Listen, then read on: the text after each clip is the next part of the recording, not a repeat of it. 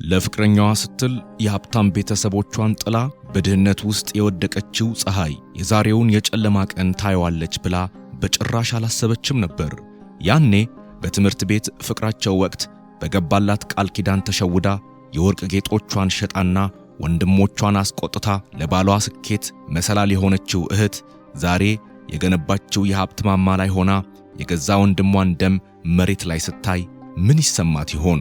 ሀብትና ዝና የአንድን ሰው ማንነት እንዴት እስከዚህ ይለውጣሉ? በድህነት ጊዜ አብሮ የበላው እጅ በስኬት ጊዜ ለምን ይነከሳል? ዛሬ የምናየው ታሪክ የፍቅር፣ የከባድ ክህደትና በመጨረሻም ከደም መሬት ላይ ተነስታ የነገሰች አንዲት ጀግና ሴት ታሪክ ነው። ሰላም የተወደዳችሁ የቻናላችን ቤተሰቦች፣ ይህ የተለያዩ አስተማሪና ልብ የሚነኩ እውነተኛና የማይረሱ ታሪኮችን ወደ እናንተ የሚያደርሰው ማቶት ቴልስ ነው። ቻናላችንን ሰብስክራይብ በማድረግና ሐሳቡን በኮሜንት መስጫው በማስቀመጥ አብራችሁን ብትቆዩ ታተርፋላችሁ። መልካም ጊዜ ይሁንላችሁ። ፀሐይና አበበ ፍቅራቸውን ሲጀምሩ ዓለም ገና በፊታቸው የተዘረጋች ገነት ትመስላለች። ፀሐይ የሀብታም ልጅ ባትሆንም ቤተሰቦቿ በጣም ጥብቅና ለክብራቸው የሚጨነቁ ነበሩ። አበበ ደግሞ ምንም ነገር የሌለው ግን በትምህርቱ ጎበዝ የሆነ ተስፈኛ ወጣት ነበረ። ፀሐይ ተናገረች፣ አበበ ቤተሰቦቼ ዛሬም እንዳየሁ ቢሰሙ ምን እንደሚሆኑ ታውቃለህ? በተለይ አባቴ ካወቀ ትምህርት ቤትም እንዳልመጣ ያደርገኛል። አበበ መለሰላት፣ አውቃለሁ ፀሐይ፣ ግን እመኚኝ ይሄ ሁሉ ድካምና ፍርሃት ለጥቂት ጊዜ ነው። ትምህርታችንን ስንጨርስና ሲሳካለን ማንም ሊያየን አይችልም። እስከዚያው ግን ታገሸኝ። ፀሐይ ለአበበ ያላት ፍቅር እጅግ ጥልቅ ከመሆኑ የተነሳ ማንኛውንም መስዋዕት ለመክፈል ወሰነች። በየቀኑ ከቤተሰቦቿ አይን ተሰውራ አበበን ለመገናኘት የምታደርገው ጥረት ልብ ሰቃይ ነበር። ፀሐይ ለጓደኞቿ በሽክሽክታ አልማዝ እባክሽ እናቴ ከጠየቀችሽ ቤተ መጻሕፍት ናት በይልኝ፣ አበበ ጋር ለአንድ ሰዓት ብቻ ቆይቼ እመለሳለሁ። ፀሐይ ከቤቷ የምታመልጠው ጥናት አለብኝ በሚል ሰበብ ነበር። በክፍለ ጊዜያት መካከል በረንዳ ስርና ትምህርት ቤት ሲዘጋ ከሰው አይን ተሰውረው በሚያገኟቸው ጥቂት ደቂቃዎች ውስጥ ስለ ወደፊት ጊዜ ቃል ይገባባሉ። አበበ ፀሐይ ቃል እገባልሻለሁ፣ አንድ ቀን ትልቅ ሰው እሆናለሁ፣ አንቺን እንደ ንግሥት አኖርሻለሁ፣ ዛሬ ለኔ ብለሽ ከቤተሰቦችሽ ጋር የምትጋጫቸውን ግጭቶች ሁሉ በደስታ ተካልሻለሁ። ፀሐይ መለሰች፣ እኔም ቃል እገባልሃለሁ አበበ፣ ዓለም ሁሉ ቢቃወምህ እንኳን እኔ ካንተ ጎን ነኝ፣ የፈለገው ይመጣ አንተን አልተውህም። ይህ የተማሪነት ፍቅር በቃላት ብቻ የቆመ አልነበረም። ፀሐይ ለአበበ የምሳ ዕቃዋን ታካፍላለች፣ ለደብተር መግዣ የተሰጣትን ሳንቲም ትቆጥብለታለች። አበበም ለፀሐይ ያለው ፍቅር ለትምህርቱ ብርታት ሆነው። ነገር ግን ይህ ድብቅ ፍቅር አንድ ቀን በቤተሰቦቿ ዘንድ መታወቁ አይቀሬ ነበርም። የፀሐይና የአበበ የድብቅ ፍቅር ታወቀ። የፀሐይ አባት ያንን የድሮ ሥርዓት አጥባቂና ባለሥልጣን ሰው ነበሩ። ቤቱን በእሳት አቀጣጠሉት። ፀሐይ ከዚህ ድሃ ተማሪ ወይም ከኛ ቤተሰብ አንዱን ምረጪ አሏት። ፀሐይ ግን ምርጫዋን ቀድማ አድርጋ ነበረም። ያደገችበትን በቪላ የታጠረ ሰፊ ግቢ፣ የለመደችውን የሞላለት ኑሮና ቤተሰብ ፍቅር ትታ በአንድ ዝናባማ ሌሊት ጥቂት ልብሶቿን በሻንጣ ይዛ ወደ አበበ ጎጆ ኮበለለች። ፀሐይ በዝናብ እየተደበደበች ደጃፍ ላይ ቆማ እንዲህ አለች፣ አበበ ክፈትልኝ፣ ከእንግዲህ የምመለስበት ቤት የለኝም አለችው። አበበ መለሰ በድንጋጤ፣ ፀሐይ በዚህ ዝናብ ምን እያደረግሽ ነው? አባትሽ ካወቁ? ቆይ ሻንጣ ይዘሻል? ምን ማለት ነው? ፀሐይ የተንቀጠቀጠች መለሰች፣ ሁሉንም ትቼ መጣሁ አበበ፣ ላንተ ስል ሕይወቴን ሰጠሁ። አሁን ካንተ ውጪ ማንም የለኝም። አበበ ፀሐይን ወደ ጠባብ ክፍሉ አስገባት።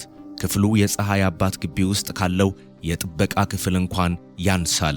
ወለሉ ሲሚንቶ፣ ጣራው የሚያፈስ፣ አልጋውም የተቆራረጠ ነው። ፀሐይ ግን ቅሬታ አላሳየችም።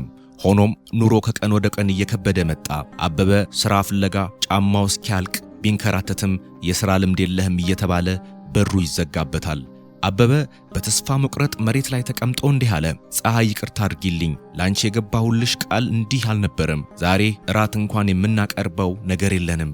የእኔ ድህነት አንቺንም ጨመረሽ። ፀሐይ መለሰች እጁን ይዛ፣ አይዞህ አቤ፣ ዛሬ ባዶ ብንሆንም ነገ ግን እንሞላለን። ይኸውልህ ይሄን የእጅ አምባር ያዝ። ይሄ የእናቴ ስጦታ ነበር። ሽጠውና ለሥራ መፈለጊያ ለቤት ኪራይም ይሆንሃል። በዚህ በመከራ ሰዓት ነበር ወንድሟ በረከት እንደ መልአክ ብቅ ያለው። በረከት የአባቱን ትእዛዝ ጥሶ ከእንግዲህ እሷ ለኔ እህቴ አይደለችም የሚለውን ቃል ሽሮ በድብቅ መጣ።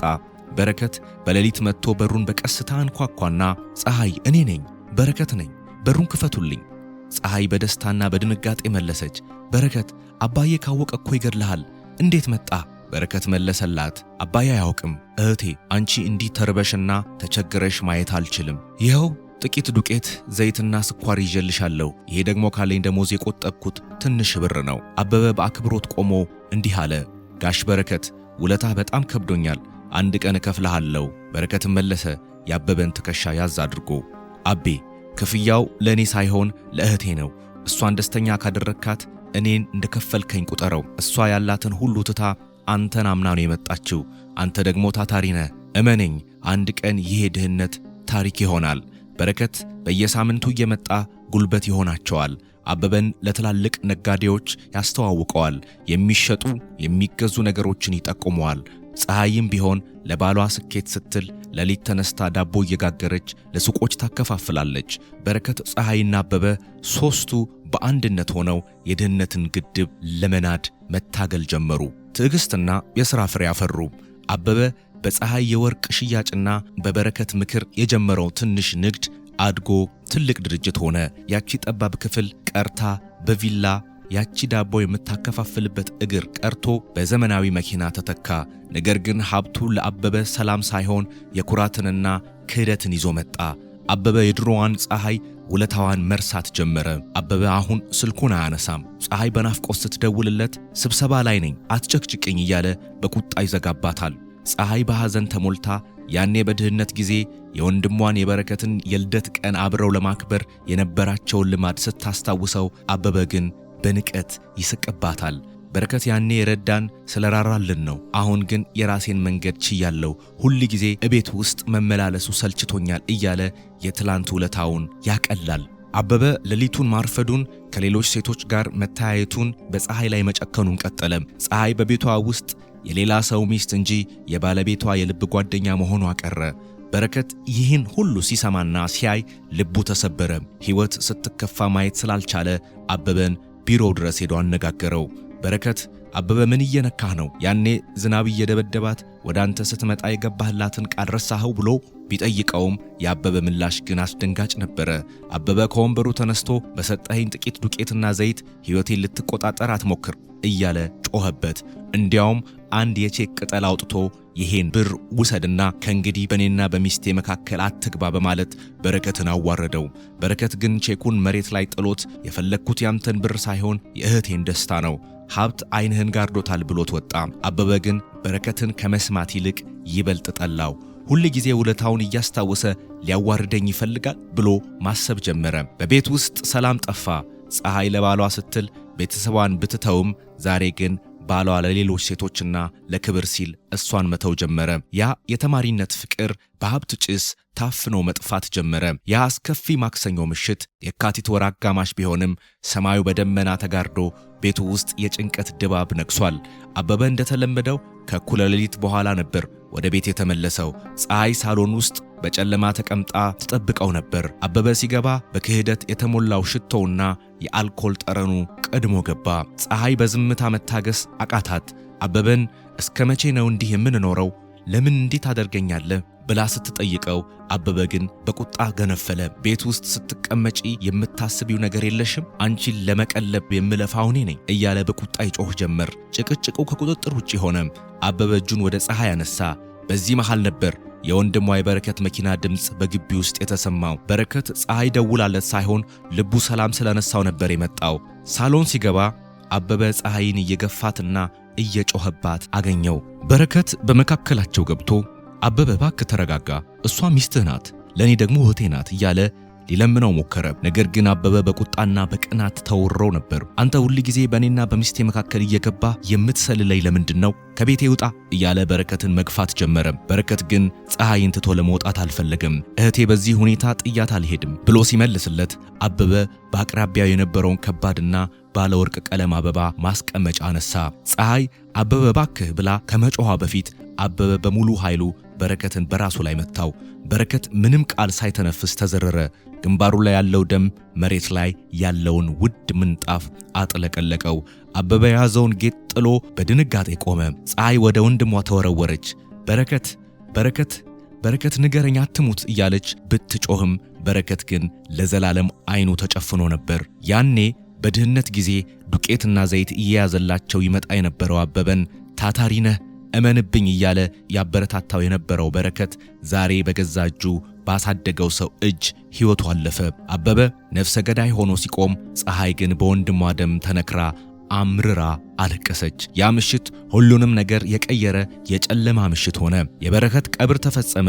ፀሐይ በዚያች ሌሊት ወንድሟን ብቻ ሳይሆን ትዳሯንና የነበራትን ተስፋ ሁሉ አብራ የቀበረች መሰላት። አበበ በፖሊስ ቁጥጥር ስር ዋለ። ነገር ግን የአበበ ቤተሰቦችና ጠበቆች አደጋው የተፈጠረው ራሱን ለመከላከል ሲሞክር ነው የሚል የሐሰት ወሬ ማሰራጨት ጀመሩ። ፀሐይ ላይም ጫና መጣ። ባልሽን አሳልፈሽ አትስጪ፣ ይቅር በዩ፣ የቤተሰብ ሚስጥር አይውጣ የሚሉ ድምጾች ከያቅጣጫው እየጮሁባት ነበር። ፀሐይ ግን ወንድሟን ለሷ የከፈለውን መስዋዕትነት አልረሳችውም። በረከት ለምሳ የሚሆን ሳንቲም እየቆጠበ አበበን ለትልቅ ደረጃ ያበቃው ዛሬ ባዶ ሜዳ ደሙ እንዲፈስ አልነበረም። ፀሐይ ለፍትህ ለመቆም ወሰነች። የፍርድ ቤቱ ቀን ደረሰ። አዳራሹ በሰው ተሞልቷል። አበበ በደነገጠ ፊት፣ ፀሐይ ደግሞ በጥቁር ልብስ ተሸፍና ፊት ለፊት ተገናኙ። ዳኛው ፀሐይን ወደ ምስክርነት ወንበሯ ጠራት። የአበበ ጠበቃ አበበ ሆን ብሎ የገደለው አይደለም፣ በረከት ነው ጥቃቱን የጀመረው የሚል ክስ ሲያቀርብ፣ ፀሐይ ግን በጽናት ቆመች። በረከት የመጣው ሊያስታርቀን እንጂ ሊጣላ አልነበረም ብላ መመስከር ጀመረች። አበበ በትላንትናው ፍቅርና ውለታ ሊያባብላት ቢሞክርም ፀሐይ ግን በአይን ውስጥ ያየችው ክህደትና ጭካኔ ብቻ ነበር። ፀሐይ በዚያች አደባባይ ላይ እኔ የምመሰክረው ለሞተ ወንድሜ ብቻ ሳይሆን እውነት ቦታ እንድታገኝ ነው፣ ነፍሰ ገዳዩ ባሌ ቢሆንም እንኳን ፍትህ ሊያገኝ ይገባል ስትል መላው አዳራሽ በዝምታ ተዋጠ። አበበ በፀሐይ ምስክርነት ምክንያት ጥፋተኛ ተባለ። ለረጅም ዓመታት እስራት ተፈረደበት። ፀሐይ ከፍርድ ቤት ስትወጣ ጋዜጠኞችና ሰዎች ከበቧት። አንዳንዶች ጨካኝ ሲሏት፣ ሌሎች ደግሞ ጀግና አሏት። እሷ ግን አንዳቸውን አልሰማችም። ወደ መቃብር ስፍራ ሄዳ የመጀመሪያውን እርምጃ ተራመደች። ከፍርድ ቤቱ ውሳኔ በኋላ ፀሐይ ብቻዋን ቀረች። አበበ በእስር ቤት፣ በረከት ደግሞ በመቃብር። የነበረው ሀብትና ድርጅት በባለ ዕዳዎችና በአበበ የክህደት ሥራ ምክንያት ሊፈርስ ተቃርቦ ነበር። ፀሐይ ግን አልተሸነፈችም። በረከት ለዚህ ስኬት ደሙን አፍስሷል፣ አሳልፌ ያልሰጠውም ብላ ወሰነች። የድሮው የእንጀራ ሻሻጭነት ትጋቷን፣ የወንድሟን ብልህነት አስተባብራ ወደ ሥራ ገባች። አበበ ሴት ናት፣ ምንም አታውቅም ብሎ የናቃት ፀሐይ የድርጅቱን መሪነት ተረከበች። በየቀኑ ከንጋት እስከ ሌሊት እየደከመች ድርጅቱን ከውድቀት አዳነችው። ስሙንም በወንድሟ መታሰቢያ በረከት ኢንተርፕራይዝ ብላ ሰየመችው። ዓመታት አለፉ። ፀሐይ አሁን የአገሪቱ ታዋቂ የንግድ ሴት ሆናለች። በቢሮዋ ግድግዳ ላይ የትልቅ ወንድሟ የበረከት ፎቶ ተሰቅሏል። በረከት በፎቶው ላይ ሆኖ ፈገግ ብሎ የሚያያት ይመስላል። ፀሐይ ግን የገነባችው ሕንፃዎችን ብቻ አይደለም፣ እንደሷ የተበደሉና የተቸገሩ ሴቶች የሚረዱበት ትልቅ ፋውንዴሽን አቋቋመች። አንድ ቀን አበበ ከእስር ቤት ተፈታ። ፀሐይ የገነባችውን ግዙፍ ሕንፃ ከውጭ ቆሞ ሲያይ ተደነቀ። ይህ ሁሉ የኔ ሊሆን ይችል ነበር ብሎ ቆጨው። ፀሐይ ግን አበበን ለማየት አልፈለገችም። ይቅርታ አድርጋለታለች። ነገር ግን የድሮዋ ምስኪን ፀሐይ ሞታለች። በቦታው አዲስና ጠንካራ ሴት ተተክታለች። በታሪኩ ማጠቃለያ ላይ ፀሐይ ለአድማጮቿ እንዲህ የሚል መልእክት አስተላልፋለች። ፍቅር መስዋዕትነት ይጠይቃል፣ ግን ያ መስዋዕትነት ማንነታችሁንና ክብራችሁን የሚያሳጣ መሆን የለበትም። ስኬት የሚጣፍጠው ከእውነት ጋር ሲሆን ነው። ፀሐይ ዛሬም ቢሆን በየዓመቱ በረከት በድብቅ ዱቄትና ዘይት ይዞላት ይመጣ የነበረውን ቀን ታከብራለች። ለሷ በረከት የሞተ ወንድም ብቻ ሳይሆን ዛሬ ለደረሰችበት ማንነት የመሰረት ድንጋይ ነው። ፀሐይ ስሟ እንደተባለው ለብዙዎች ብርሃን ሆና መኖሯን ቀጠለች። የፀሐይ ታሪክ እዚህ ላይ ያበቃል።